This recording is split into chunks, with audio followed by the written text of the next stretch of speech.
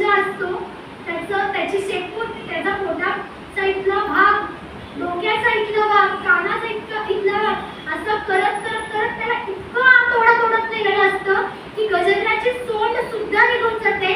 सोंड्याचं फक्त शेवटचं टोक राहिलं असतं आणि तो म्हणतो भगवंता किती परीक्षा बक्षील रे, हे टोकही ओढलं की मी हा संपूर्ण संपलो, मला तुझ्या चरणाशी यायचंय भगवंता. तितक्यात गजेंद्र बघतो आणि बाजूला पुष्कर म्हणजे कमळ असतं. हे पुष्कर त्या पुष्कराच्या चरणी अर्पण केलं की तो म्हणणार आहे मला फक्त पुष्कर की मी तुला घ्यायला येतोच आहे.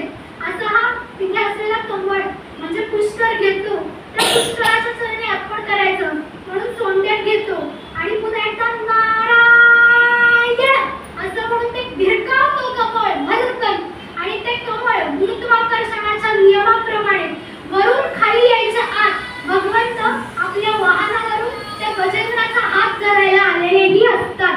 काही क्षणार्धात एक हिंदी कविता करणारा कवी असं वर्णन करतो की भगवंत किती वेगात येतात, भगवंताचा येण्याचा वेग काय आहे तर माता लक्ष्मी आणि भगवंत दोघे जण भोजनासाठी म्हणजे जेवायला बसले असतात पानावर आणि या गजेंद्राची हाक ऐकू येते नारायण अशी.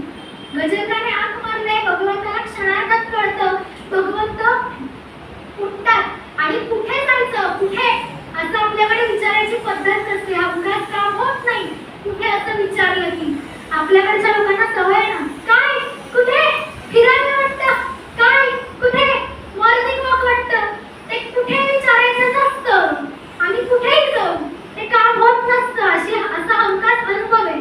म्हणून माता लक्ष्मी कुठे असं विचारत नाही, फक्त इतकंच विचारतात अहो हा. भगवंतांना कळतं हिला काय प्रश्न पडलाय. तो हिंदी कवी असं म्हणतो की भगवंत हा लक्ष्मीला सांगतात